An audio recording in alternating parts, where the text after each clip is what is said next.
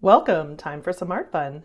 Today we are going to be comparing the Caran Neocolor 2, absolutely gorgeous, water soluble wax pastels, also known as crayons. I would often see YouTubers using these Caran crayons. I'm going to go ahead and call them water soluble crayons, the lovers of these little crayons, and I'm one of them. I'm a lover of this crayon. And I really didn't understand what would make someone pay so much money for one of these. I got this whole set of Crayolas for $1.50 at like Target or maybe Walgreens. It's just the standard set.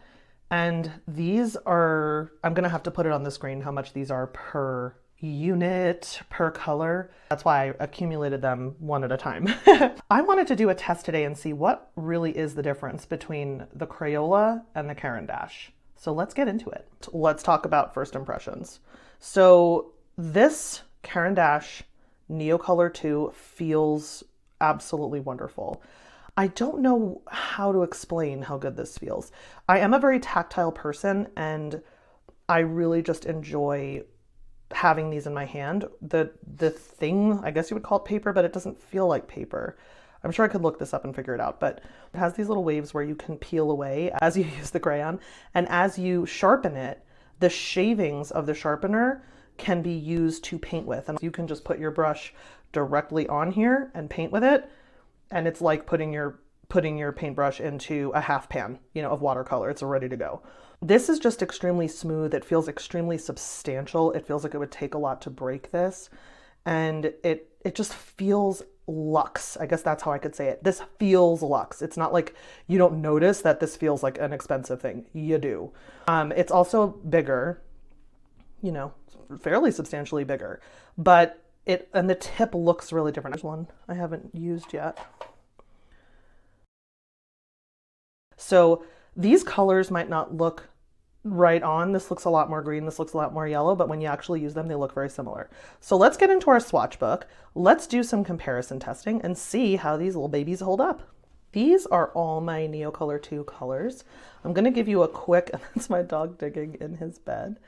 I'm going to give you just sort of the slow roll. And what I want you to notice is that awesome, delicious granulation. How it melts with water. It is water soluble. That's the biggest reason I love these. I love water media. But they do show up great in person. If you look at the Prussian blue and the royal blue, those are great examples of the granulation. They're just stunning. The chromium oxide green actually went pretty light on that one. It gets real dark if you want it to. Payne's gray, hello, gorgeous. Love the granulation. My turquoise green, cobalt blue. Ultramarine is absolutely gorgeous. And as I'm looking at this, I'm thinking to myself, what final piece do I want to make with these when we're done? Because I'm going to want to do that. I'm going to want to make an art piece with my Caran Neocolors. So let's get started. So Caran pressing kind of lightly, pressing harder, pressing hardest. I got a little piece of dust. Crayola, pressing light. Did I take the wrong one? I did. I took the wrong one. This is the one I was, okay, forget that. Ignore that. Don't look at that. Pressing kind of lightly. That's like more lightly. And I'm already getting dust just with light. Pressing medium, pressing hard. Okay, I'm getting a ton of dust. That is a pretty good color match. Caran. This is sort of an olivey color. It's called chromium oxide. Gorgeous. Crayola. Oh, see, that's more of like a, I don't know if I have a green that looks quite like that we can do a better match. Let's see. Let's see if we can do a better match than that. I feel like I can do better for you. That's too blue. Nope. Pass. It's our green. It's supposed to be a match, but it's not. I don't have anything that looks quite like that. So maybe we have, let's just think for a minute. Do we have anything that would blend? Yeah, that looks kind of like, okay, all right, I have a better idea. That's what we're gonna do. No. This was probably funny. Okay, I had to do a lot of little swatches, but here we got another fairly good match. So we're just gonna forget all this because I messed it up. Here's the Crayola, blue, indigo, and this is the Prussian blue from Caran. Okay, and then we've got our green Crayola. We're just gonna do a test for blending.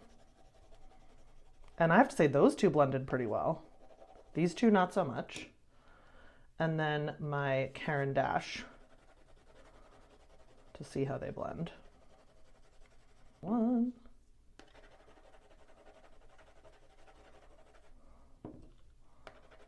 Okay. All right, so neither of them, and I don't think I went far enough with this one. I'm trying to do the same technique, but it's not really working. First test is just blending no water. And this is the Caran. This is the Crayola. They both look fairly pigmented. This one definitely gets more dust. You can really see it here. Look at all that Crayola dust. This one just has one little dusty boy. So far, pigmentation, yes, this one is more pigmented, especially in real light that I'm seeing it. This one is definitely more pigmented. The waxiness here is very obvious. This keeps its pigmentation throughout, even as you're layering and layering.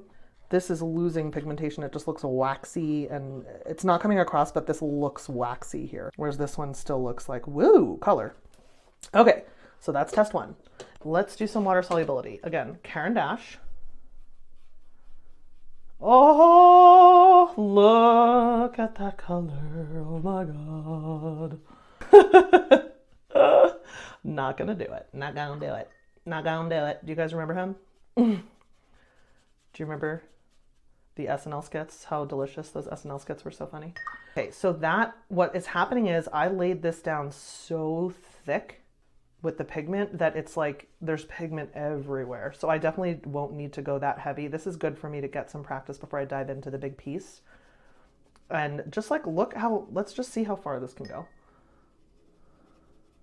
Let's just see. Let's just play. Oh my gosh. Oh, it's so much fun. It's so much fun to play with. Look how far the stinking pigment goes. It's still going, still going, still going, still going, still going.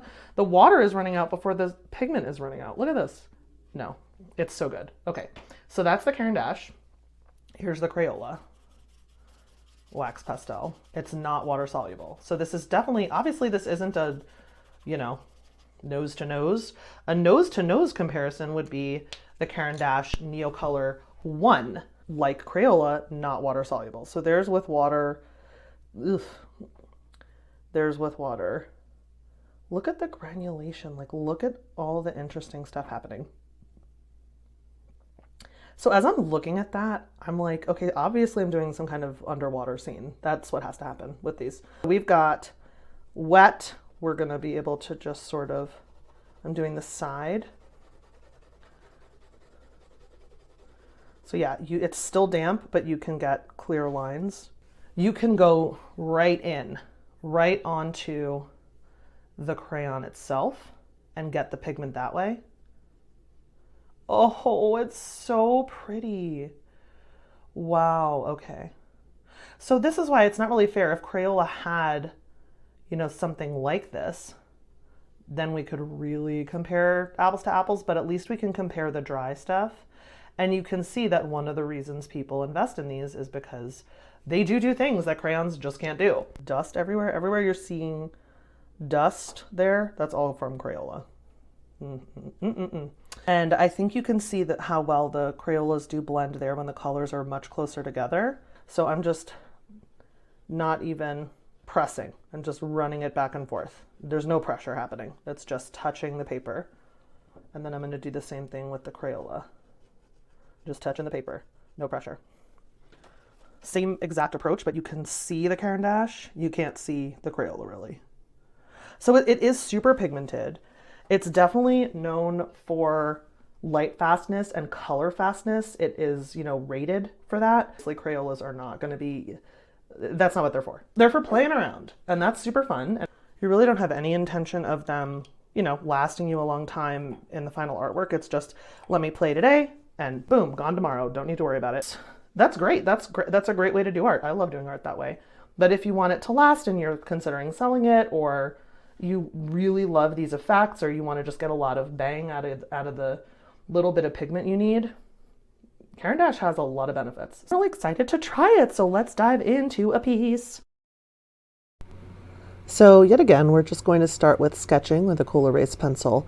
I'm going to do a tortoise underwater because those blues and greens were really inspiring me. I'm definitely intimidated at this point to dive into this medium with something so detailed. I mean, this has all those little scales, I guess, whatever the little bits and bobs on a on a tortoise are.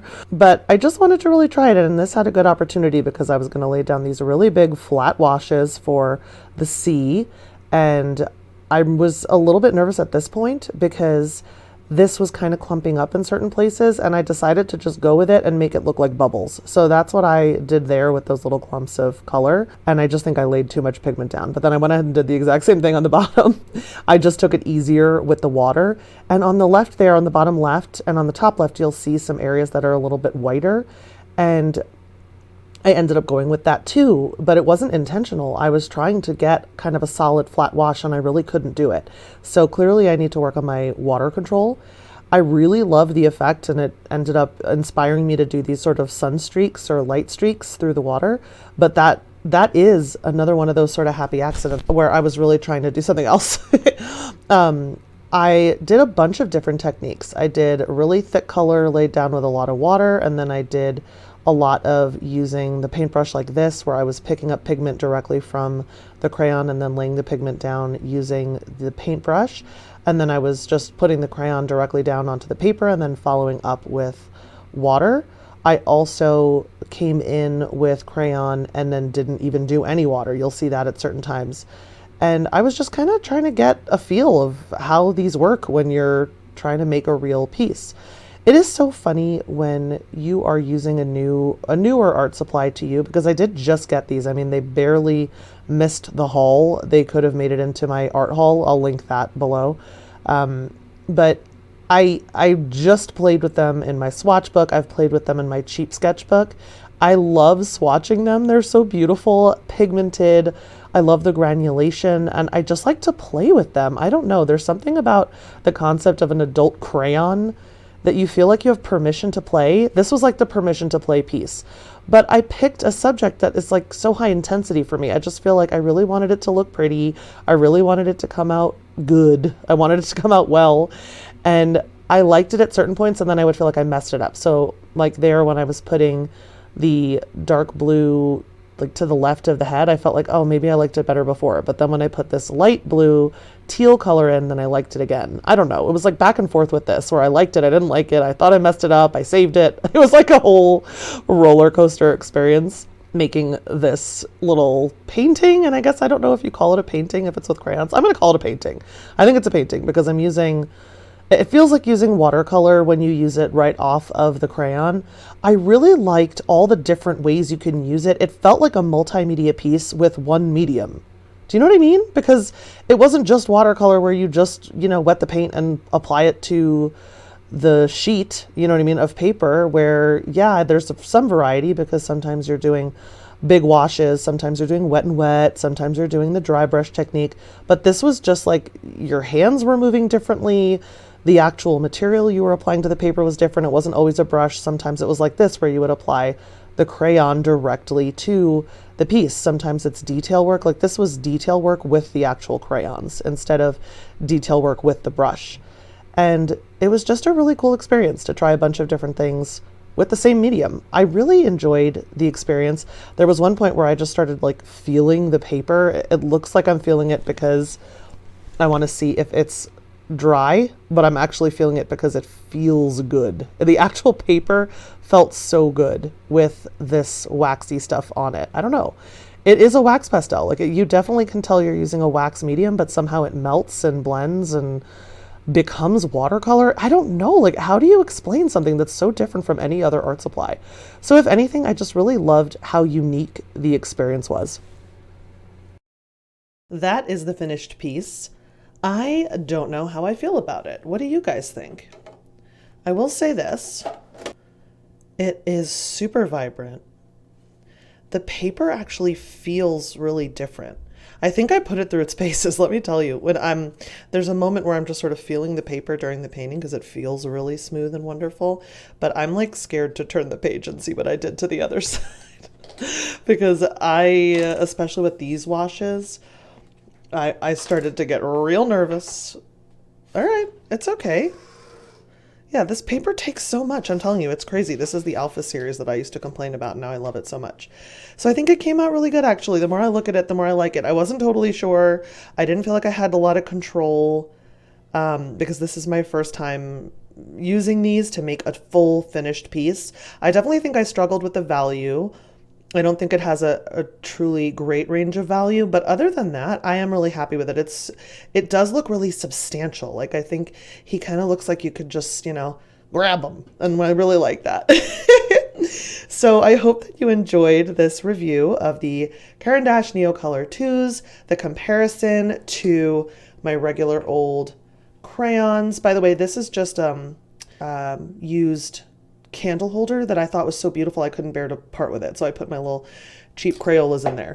But I hope you really enjoyed this review. If you have any questions about it or how it worked, please leave me a comment. I'll be happy to answer any questions that you have. I will definitely continue to use these in the future and hopefully get better at the techniques. But you know what? It's really growing on me. I really like it. I don't know why I have that initial reaction of like, oh, I think just because when you don't have experience with a medium, you feel like you stink at it. And I'm sure I'll get better over time, but he's growing on me. I like him. Okay, I like him. I think we'll call him Edgar.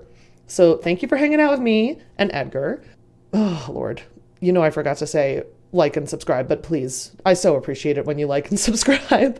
And until next time, remember to create something cute.